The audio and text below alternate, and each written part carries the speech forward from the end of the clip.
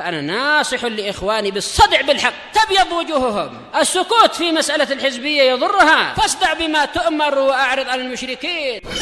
سلامي على دماج ورجالها والشيخ يحيى ودار العلم يا سعد بانيها.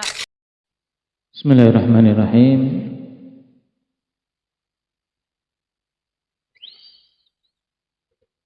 الحمد لله والصلاة والسلام على رسول الله وعلى آله وأصحابه ومن والاه, أما بعد. Kita masih membahas berkaitan dengan uququl walidain, di mana pada pertemuan sebelumnya kita membaca berkaitan dengan bentuk-bentuk kedurhakaan. Dan ini sebagian saja. Adapun kalau setiap kasus kedurhakaan disebutkan akan sangat panjang. Nah, karena inti kedurhakaan ya sebagaimana dalam pengertian segala sesuatu yang dilakukan anak yang menyakiti orang tua. Baik. Sekarang kita masuk pada asbabul uquq, sebab-sebab kedurhakaan. Dan ini pembahasan penting untuk kita ketahui apa penyebab seorang anak terjatuh dalam kedurhakaan. Kemudian kita menjauh dari sebab itu sejauh-jauhnya. Demikian pula kalau dia adalah orang tua dan menginginkan anaknya tidak durhaka, berarti mengupayakan agar sebab-sebab kedurhakaan ini tidak ada. Qala rahimahullahu ta'ala min asbabil uquq ghiyabul khawfi min Allah azza wa jalla. Sebab yang pertama dari sebab-sebab kedurhakaan adalah tidak adanya rasa takut terhadap Allah Subhanahu wa ta'ala. Hilangnya rasa takut kepada Allah. Nah, dan ini akan mengakibatkan semua jenis kemaksiatan, termasuk diantaranya durhaka.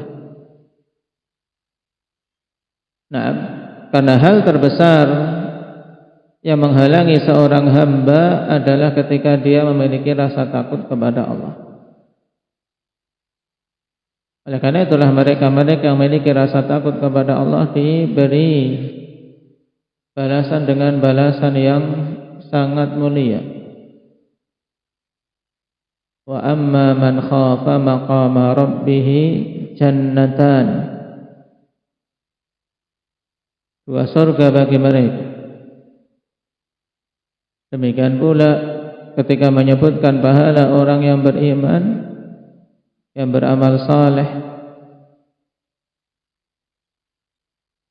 innal ladzina amanu wa amilus salihat ulaika hum khairul bariyah jazaohum 'inda rabbihim jannatu 'adnin tajri min tahtiha al-anharu khalidina fiha abada radhiyallahu anhum wa radu 'anhu dzalika liman khasyiya rabbah. Surga yang mengalir di bawahnya sungai-sungai, kekal di dalamnya, bagi orang-orang yang memiliki rasa takut kepada Allah Subhanahu wa ta'ala. Nah, dan kapan saja rasa takut ini hilang, ia akan terjatuh dalam kemaksiatan yang sangat banyak. Wal ghaflatu an iqabi hadhil kabiratil azimah. Juga kelalaian terhadap hukuman dari dosa besar ini. Bahkan sebagian orang tidak peduli tentang apa hukuman di akhirat karena sangat rendahnya keimanan. Oleh karena itulah kapan saja hati ini lalai dari yang namanya dosa dan pahala, azab dan siksa, ini mesti akan apa? Akan lemah dalam beramal kebaikan dan condong kepada keburukan. Nah, bahkan terkadang pada sebagian orang itu jadi bahan olok-olokan ketika mereka berbicara satu sama lain. Nah, takut siksa, takut azab, sambil mengolok-olok dalam keadaan mereka berada di atas maksiat. Jadi semakin memperbesar dosa. Kenapa? Karena kalimat tersebut kalimat apa? Kalimat peremehan terhadap hukuman Allah Subhanahu wa taala.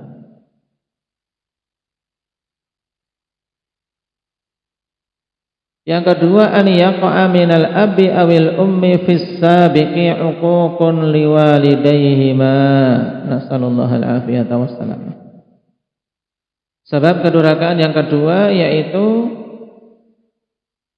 terjadinya kedurhakaan dari ayah dan ibunya di masa lalu terhadap kedua orang tua mereka. Nah, jadi orang tuanya ini dulunya juga durhaka. Makanya anak pun durhaka kepadanya. Fayabtalihim Allah Subhanahu wa ta'ala bibnin ya'uquhuma kama kana huma ya'uqani walidayhima. Sehingga Allah Subhanahu wa ta'ala pun uji kedua orang tua itu dengan memiliki anak yang durhaka kepada keduanya, sebagaimana dulu kedua orang tua ini durhaka kepada orang tua mereka. Terus berantai demikian. Wal jazaa'u min jinsil amal, dan balasan itu sejenis dengan amalan perbuatan. Ini diingat-ingat, akhwan. Nah, diingat-ingat. Baik. Seorang menyusahkan orang tuanya, dia juga kelak akan disusahkan oleh anaknya. Maka tentunya yang berakal akan memulai dari diri kita sendiri untuk berbuat baik kepada orang tua kita, sehingga terselamatkan dari anak-anak yang durhaka, dan juga diharapkan anak-anaknya kelak akan apa? Akan juga berbakti kepadanya. Wala yadhlimu rabbuka ahada, dan Rabbmu tidaklah akan mendolimi seorang pun. Ada bentuk sebab yang kedua ini, akhwan, contoh sangat banyak. Bahkan dituang oleh para ulama dalam kitab-kitab yang menulis berkaitan dengan apa? Kisah-kisah yang betul-betul terjadi tentang bukti bahwasanya kedurhakaan itu adalah dain wal wafa, hutang dan pelunasan. Nah,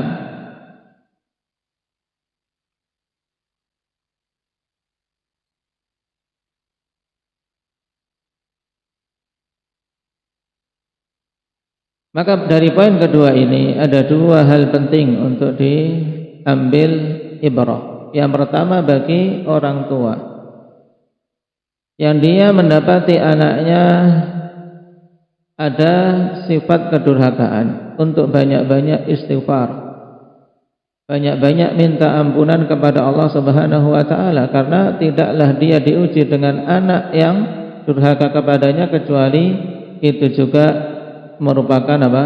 Salah satu penyebabnya adalah diri orang tua itu sendiri. Sehingga jangan serta-merta kemudian menimpakan kesalahan semuanya kepada anak, apalagi kepada pihak lain. Pada teman-temannya, menyalahkan temannya, menyalahkan pergaulannya, menyalahkan ini dan itu. Itu hanya sebagian dari aspek dan sebagian sebab. Tapi di antara sebab pokok orang tua diuji dengan anak yang durhaka karena salah satu hal yang terpenting adalah sifat dia dulu kepada orang tuanya. Nah, makanya butuh untuk dia muhasabah, kemudian istighfar, meminta ampunan kepada Allah agar diampuni kedurhakaan yang terdahulu dan agar diberi jalan keluar dari kedurhakaan anaknya sekarang. Kembalikan kepada Allah agar terputus rantai ujian seperti ini. Jadi ibrah yang pertama. Kemudian ibrah yang kedua bagi si anak. Nah, ketika dia terjatuh dalam kedurhakaan, ketika mengetahui hal seperti ini, hendaknya dia berupaya untuk bertobat kepada Allah Subhanahu wa taala, kemudian memikirkan kesudahan nantinya. Memang orang tuanya dulu durhaka kepada kakek neneknya, kemudian sekarang pun anaknya ada yang durhaka. Tentunya dia tidak ingin untuk diuji nanti lagi dengan anak berikutnya yang durhaka, maka dia harus menghentikan rantai itu dari sekarang, dan sampai dirinya terus menerus berada dalam kedurhakaan. Baik, sekarang sebab yang ketiga, su'ut tarbiyah, buruknya pengajaran. Nah,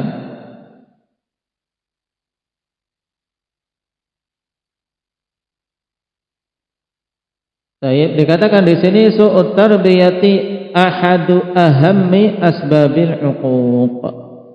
Antum harakati biar tidak keliru. Su'ut tarbiyati ahadu ahammi asbabil uquq. Buruknya pengajaran adalah salah satu sebab yang terpenting dari kedurhakaan. Sebab di antara sebab pokok kedurhakaan anak ya buruknya pendidikan, buruknya pengajaran. Nah, faghalibu tarbiyatina li abna'ina fiha khalal. Sebab mayoritas pendidikan kita terhadap anak-anak kita itu padanya cacat. Ini penting kritikan bagi para orang tua, mengaku atau tidak, sadar atau tidak, bahwasanya pendidikan kita terhadap anak-anak kita padanya ada cacat. Sehingga harus kita introspeksi diri. Sebagian orang tua tidak peduli dengan pendidikan anaknya. Pikirannya mendidik anak yang penting sudah dikirim ke sekolah, dikirim ke madrasah, dipenuhi uang sakunya, kemudian juga diasramakan, sudah selesai. Doa lalai. Kemudian mengajari adab lalai. Yang penting dia cari uang, tidak peduli anaknya ngapain. Nah, famina man yurabbi ibnahu 'ala ad-dalaliz zaid.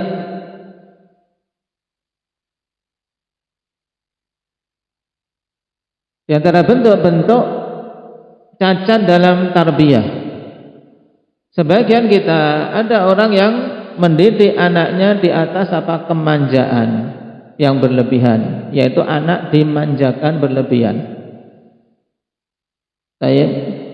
Dan memanjakan anak berlebihan, akhwan, ini merusak.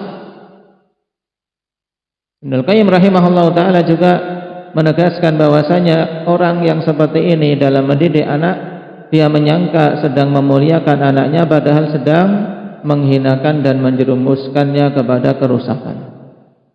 Betapa banyak anak-anak yang dimanjakan berlebihan, akhwan, akhirnya apa? Dewasanya malah apa? Tidak tahu syukur kepada orang tua, durhaka. Nah, kenapa? Karena ad-dalal az-zaid, dimanjakan yang berlebihan, dia akhirnya terdidik bahwasanya setiap yang diminta mesti harus diberi. Ketika orang sudah tidak mampu memberi, orang tua lemah, dia tidak akan terdidik untuk memberi kepada orang lain. Kenapa? Karena terdidik untuk minta haknya terus. Tidak ada upaya untuk bisa menunaikan kewajiban. Sisi yang lain, akhwan, dimanjakan berlebihan yaitu dengan pembelaan. Banyak orang tua membela anaknya karena rasa sayang. Dibela tanpa memperdulikan anak dalam kondisi benar atau salah, apalagi ketika dia bersengketa dengan temannya. Terkadang tidak sedikit orang tua yang kemudian rela bermusuhan dengan sesama orang tua demi membela anak.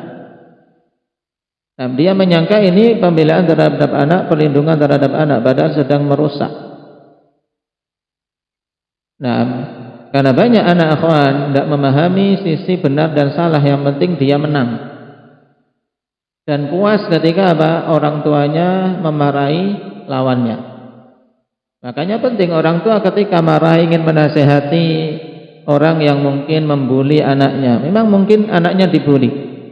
Tapi ketika dia menasehati atau marah kepada pihak lain di hadapan anak, ini merusak. Ini merusak. Kenapa? Karena anak akan melihat, oh dia berhasil. Sekarang, musuhnya dimarahi orang tuanya. Mungkin dia sekarang dalam kondisi dia benar, tapi untuk berikutnya, ketika dia dalam kondisi salah, sudah tahu orang tuanya akan membela, dan musuhnya atau teman sengketanya ini akan marahi, akan dihukum oleh orang tuanya, dia akan berbohong. Dan siapa saja yang terjun dalam dunia anak-anak akan mendapati seperti ini. Anak banyak bohong, di antara sebabnya apa? Orang tua terlalu percaya. Orang tua terlalu percaya dengan perkataan si anak. Anakku tidak akan bohong. Aku sudah mendidik dia dengan jujur, anakku tidak mungkin bohong. Ketika seperti ini sudah terpola, anak malah akan jadi bohong. Baik. Kenapa? Karena dia yakin orang tuanya percaya. Karena jiwa manusia, apalagi anak yang belum tamyiz. Yang belum tamyiz, ya kenapa? Fitrah manusia itu bela diri atau tidak? Fitrah manusia mesti akan membela diri. Dia dinakali akan membela diri, akan berusaha bagaimana yang menakali itu kena hukuman, ya tidak. Akhirnya dengan berbohong. Dan ini fitrah. Anaknya di atas seperti ini. Kenapa? Karena belum memayyiz, ya kan. Yang penting dia jengkel sama temannya, ingin temannya dihukum. Maka penting. Jangan sampai orang tua malah menjadi perusak jiwa dan tabiat anaknya sendiri. Di antara ini, yurabbi ibnahu ala dalaliz zaid. Jangan manjakan berlebihan anak itu.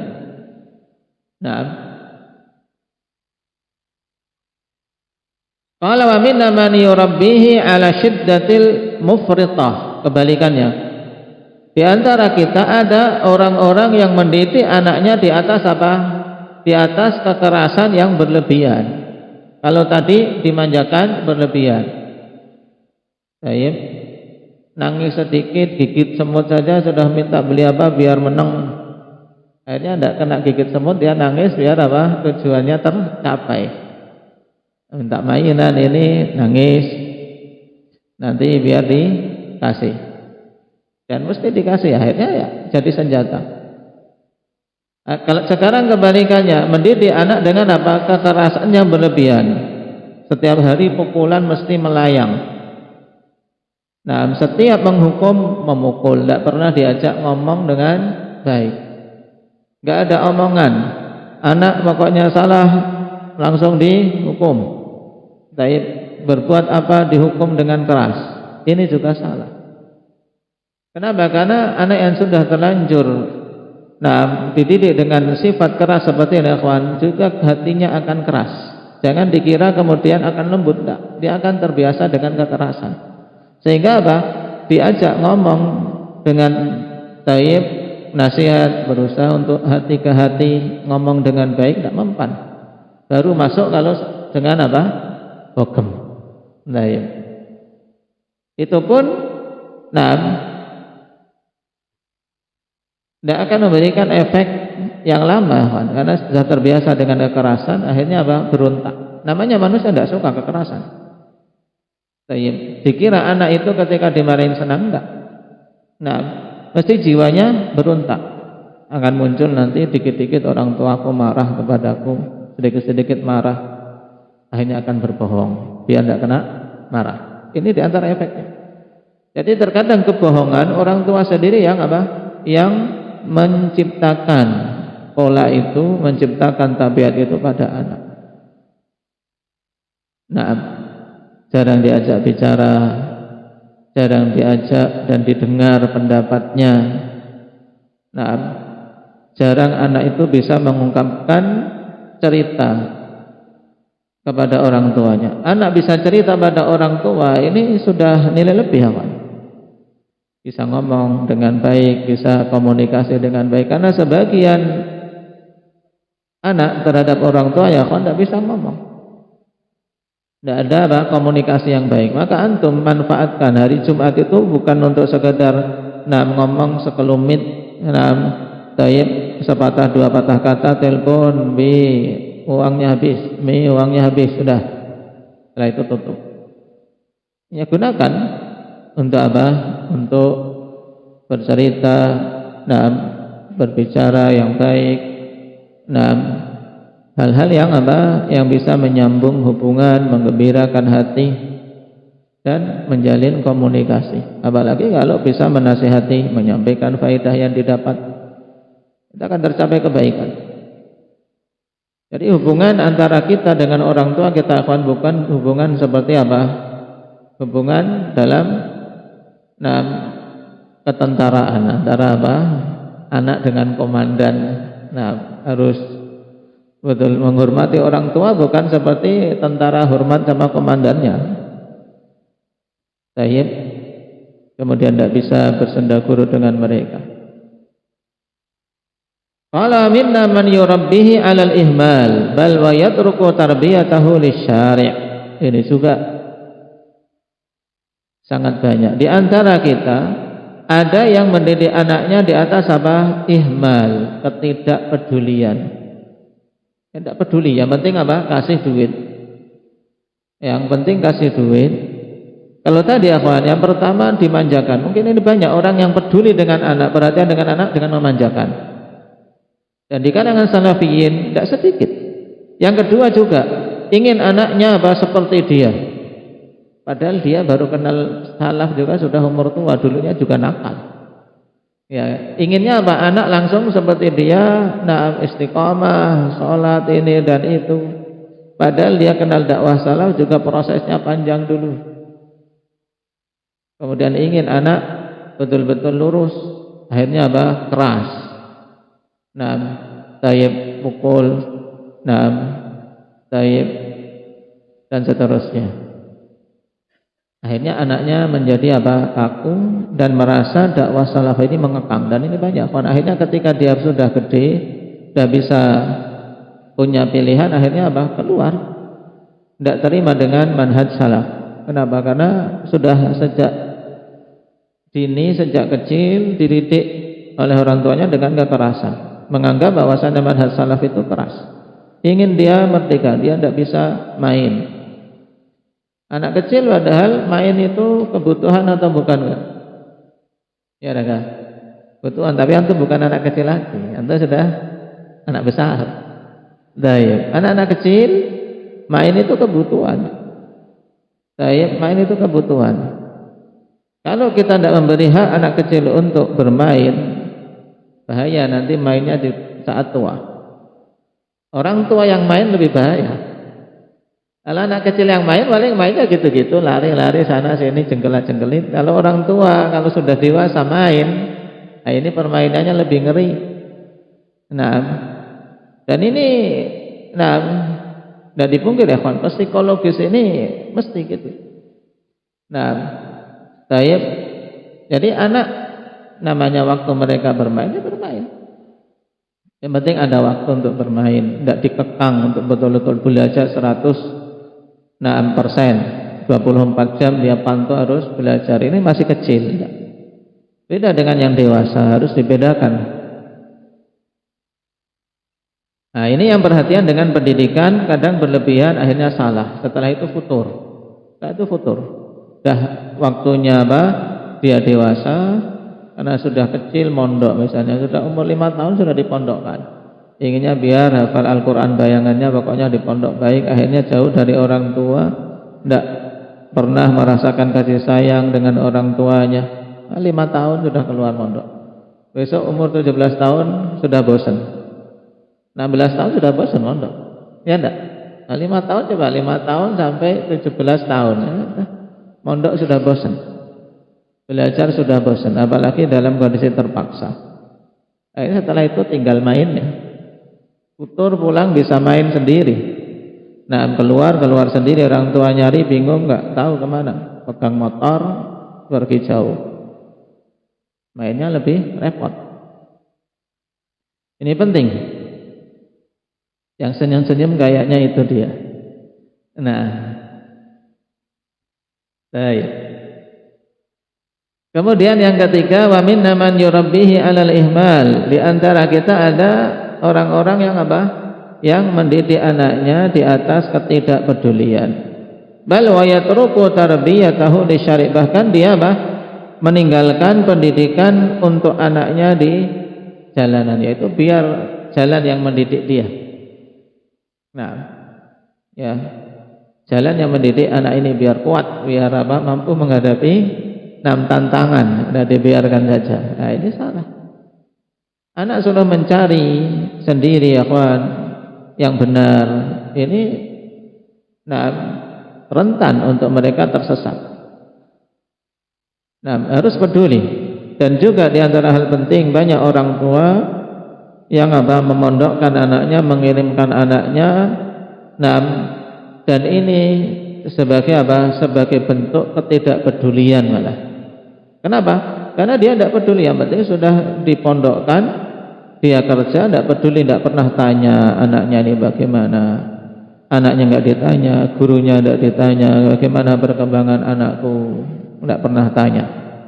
Tidak peduli, yang penting kayak penitipan anak saja. Ini juga keliru. Baik.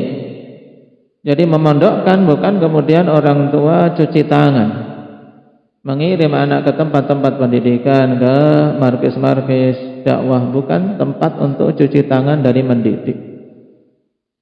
Sehingga ketika dia melihat anaknya hasilnya tidak memuaskan, dia jadikan kambing hitamnya adalah guru-gurunya, pondoknya, padahal orang tua sendiri yang memiliki peran terbesar dalam merusak anak. Kenapa? Karena tidak peduli sama anak-anak dia. Ya, anak-anak dia. Baik. Para pengajar, para guru hanyalah pembantu. Kita membantu orang tua untuk orang tua bisa menunaikan kewajiban mendidik. Yang berkewajiban mendidik siapa? Orang tua. Yang bisa, yang akan dimintai pertanggungjawaban atas pendidikan anaknya orang tua. Nah, maka di sini butuh kerjasama yang bagus. Tidak boleh dia ihmal, tidak peduli dengan perkembangan anaknya bagaimana. Baik. Tsumma idza kabura al-ibnu wa kana aqan la ya'rifu huquqal walidain. Ta'ajjaba al-walidan min hadha raghma annahuma huma alladhani zara'a fil ibni asbab al-'uquq min haitsu la yash'uran. Kemudian apabila anak ini sudah besar dan dia menjadi anak yang durhaka, tidak mengetahui hak-hak kedua orang tua terheran-heran. Kenapa anak nggak tahu padahal dia sudah dipondokkan? Nah, dia sendiri yang nggak peduli. Nah, dan saya yakin tidak ada satu tempat pendidikan pun yang kemudian mengajarkan durhaka, ada. Bahkan anak-anak sekolah aja, anak sekolah-sekolah, di pelajaran mereka tetap ada berbakti kepada kedua orang tua. Tidak ada tempat pendidikan yang tidak mengajarkan untuk anak berbakti pada orang tua. Cuman ini semuanya kembali ke orang tua. Sebab uquq, di antara sebab yang terbesar kembali ke orang tua. Nah, pemanjaan, sikap keras, dan ketidakpedulian. Ini 3 sebab pokok.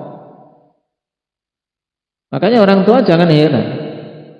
Nah, ini dikatakan di sini, ketika mendapati anak sudah dewasa kok ternyata durhaka, tidak tahu hak-hak orang tua terheran-heran. min hadza ragma annahuma huma alladhani zara'a fil ibni asbab al-uquq. Ya.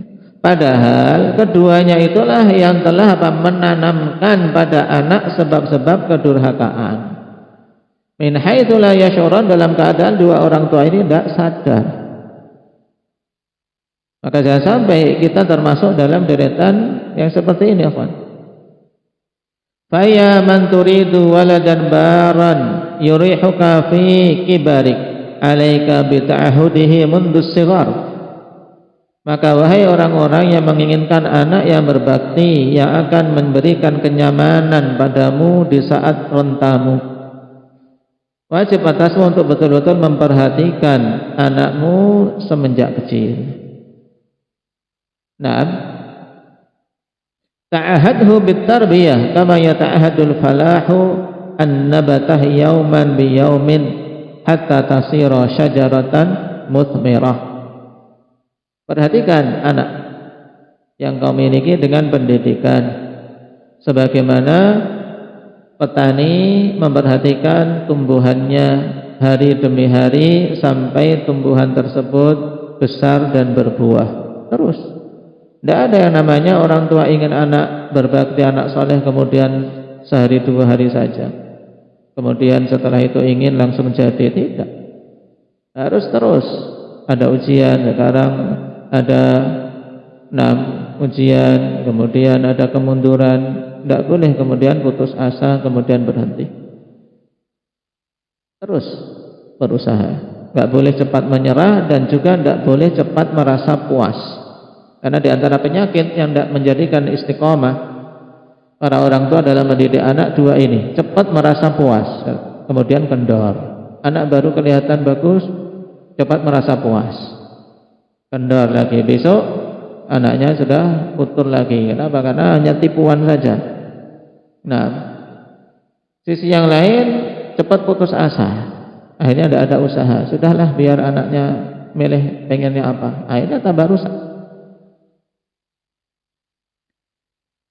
Kemudian yang keempat dari sebab kedurhakaan, al-mu'amalatus sayyi'atu minal aba nahwal abna.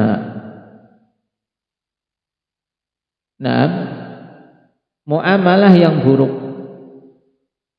dari para orang tua terhadap anak-anak. Jadi sikap yang jelek dari orang tua itu sendiri menjadikan anak durhaka. Dan ini juga sangat banyak. Makanya Nabi SAW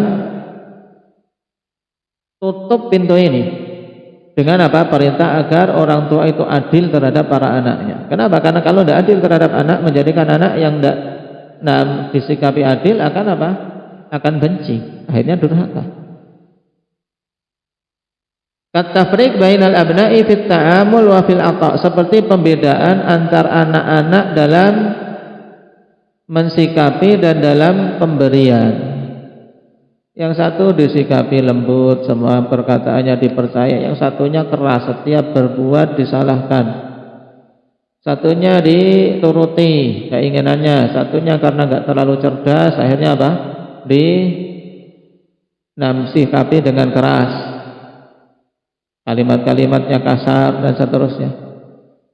Pembedaan dalam muamalah dan dalam pemberian ini diantara sebab terbesar terjadinya kedurhakaan.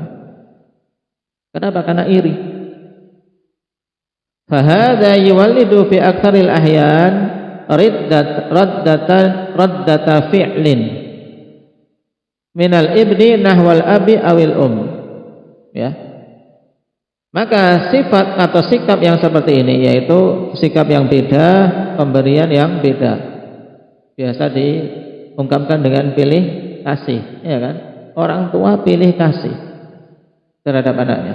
Maka ini pada kebanyakan kondisi akan melahirkan apa? Raddata fi'lin. Antum harakat ini, raddata fi'lin minal ibni nahwal abi awil Apa makna raddatal fi'il?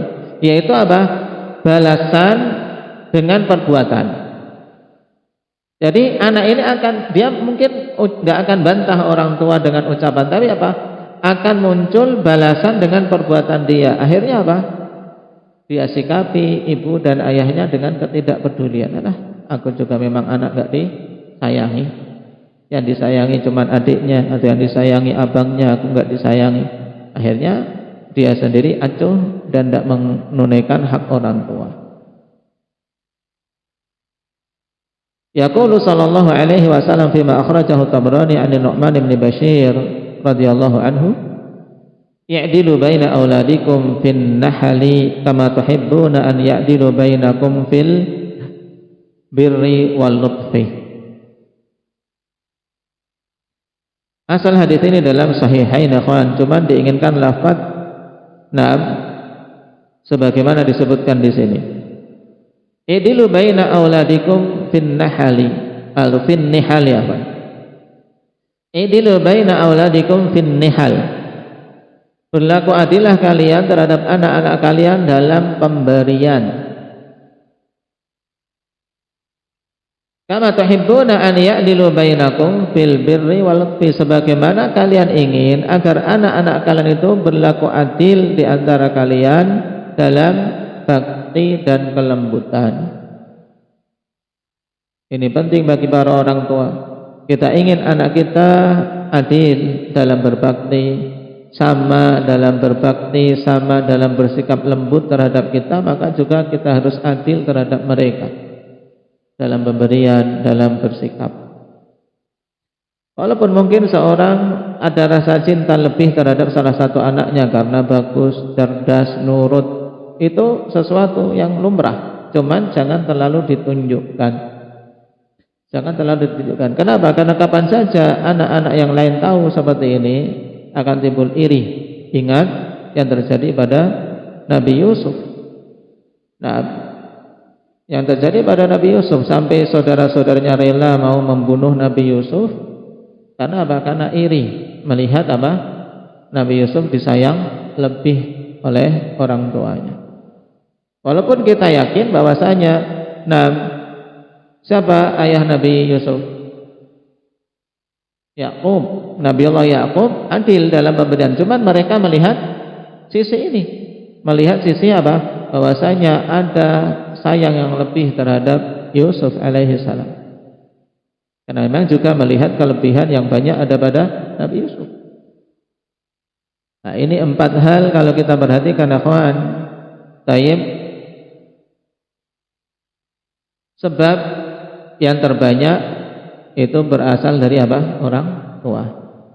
Perhatikan sebab 2, 3 dan 4 itu kembali ke orang tua. Berarti kalau kita bisa simpulkan, sebab pokok dari kedurhakaan adalah apa? Adalah kesalahan orang tua itu sendiri. Nasallallahu al-afiyata wassalam. Maka para orang tua harus mengambil ibrah dari yang seperti ini, kemudian apa? Segera menempuh sebab-sebab untuk terjauhkannya anak-anak dari kedurhakaan dengan meninggalkan sebab-sebab yang disebutkan di sini dan mengupayakan hal-hal yang bisa menjadikan mereka berbakti. Nasallallahu taufiq wassadad. Naktafi bihadza, subhanakallahumma bihamdik, asyhadu an la ilaha illa anta, astaghfiruka wa atubu ilaik.